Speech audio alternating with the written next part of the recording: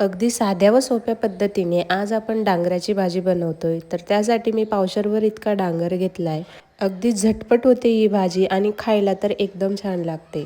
डांगर घेतल्यावर डांगराला या पद्धतीने आपल्याला बारीक बारीक असं कापून घ्यायचं आहे. जसं की व्हिडिओमध्ये दाखवते त्याप्रमाणे आपल्याला डांगराला बारीक बारीक असं कापून घ्यायचं आहे. तुम्ही कशी बनवता डांगराची भाजी मला कमेंटमध्ये नक्की सांगा आणि व्हिडिओला लाईक करा, चॅनलला नक्की सबस्क्राईब करा. तर यामध्ये आपल्याला भरपूर सारं पाणी घालून एकदम स्वच्छ असं डांगर धुवून घ्यायचं आहे, जेणेकरून माती वगैरे लागलेली असते ते सगळं निघून जातं. तर एकदम भरपूर सारं पाणी घालून आपल्याला डांगर धुवून घ्यायचं आहे. आता भाजी करण्यासाठी 3-4 चमचे इतके मी शेंगदाणे भाजून घेतले.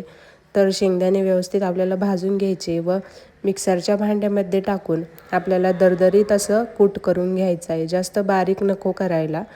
तर एकदम दरदरीत असा मी शेंगदाण्याचा कूट जो आहे तो मी करून घेतला आहे. जसं की व्हिडिओमध्ये दाखवते त्याप्रमाणे आपल्याला शेंगदाण्याचा कूट करून घ्यायचा आहे.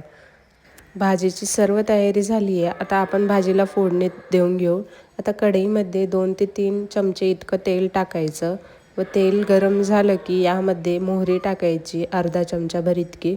त्यानंतर जिरे टाकायचे अर्धा चमचाभर इतके व कढीपत्ता स्वच्छ धुवून घेऊन आपल्याला यामध्ये टाकून द्यायचा. हे व्यवस्थित असं छान तळून घ्यायचं. त्यानंतर मी हिरवी मिरची व लसणाची पेस्ट केली आहे. तर 3 ते 4 चमचे आहे ही पेस्ट. जर तुम्हाला तिखट लागत असल्यास जास्त तुम्ही जास्त हिरव्या मिरच्याही घेऊ शकता. तर लसणाची व हिरव्या मिरचीची पेस्ट घालून छान असं तळून घ्यायचं. त्यानंतर अर्धा चमचाभर इतकी हळद घालायची व हळदसुद्धा व्यवस्थित असं परतून घ्यायची. अगदी झटपट तयार होते ही भाजी. छान परतून झाल्यानंतर आपण कापून घेतलेला जो डांगर होता तो यामध्ये सर्व टाकून द्यायचा.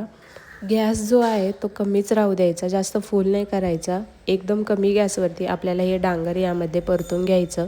तर थोड्या वेळ आपल्याला 1-2 मिनिटभर व्यवस्थित असं परतून घ्यायचं. त्यानंतर आपल्याला चवीनुसार मीठ टाकायचं व छान असं 1-2 मिनिटभर परतून घ्यायचं. या भाजीमध्ये पाणी वगैरे टाकायची अजिबात गरज पडत नाही.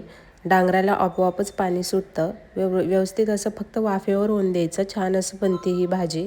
त्यानंतर झाकण ठेवून 2-4 मिनटं इतकी आपल्याला वाफेवरती भाजी होऊन द्यायची. तर तुम्ही बघू शकता भाजीला ऑटोमॅटिक पाणी सुटलं आहे व व्यवस्थित अशी भाजी जी आहे ती परतल्या जाते आहे. त्यानंतर आपल्याला व्यवस्थित असं चेक करून बघायचं की भाजी शिजली की नाही. त्यानंतर आपण शेंगदाण्याचा जो कूट केलेला होता तो यामध्ये टाकून द्यायचा. तुम्ही तुमच्या आवडीप्रमाणे कूट जो आहे तो शेंगदाण्याचा तो कमी जास्त करू शकता. शेंगदाण्याचा कूट घातल्यानंतर आपल्याला परत एकदा व्यवस्थित अशी भाजी जी आहे ती हलवून घ्यायची व परत एकदा झाकण ठेवून 2 ते 3 मिनटं आपल्याला भाजी जी आहे ती वाफून घ्यायची अगदी कमी गॅसवरती. तर थोड्या वेळानंतर आपली भाजी जी आहे ती तयार झाली आहे. तर अगदी झटपट आणि पटकन बनते ही भाजी. तुम्हाला कशी वाटली आजची रेसिपी मला कमेंटमध्ये नक्की सांगा. आवडल्यास व्हिडिओ लाईक करा, चॅनलला नक्की सबस्क्राईब करा. शेवटी या भाजीवरती थोडीशी कोथिंबीर घालून मस्त अशी आपली भाजी पोळीसोबत खा नाही तर भाकरीसोबत खा, कशासोबतही छान लागते किंवा डब्याला द्या ही भाजी. तुम्ही कशी करता डांगराची भाजी मला कमेंटमध्ये नक्की सांगा.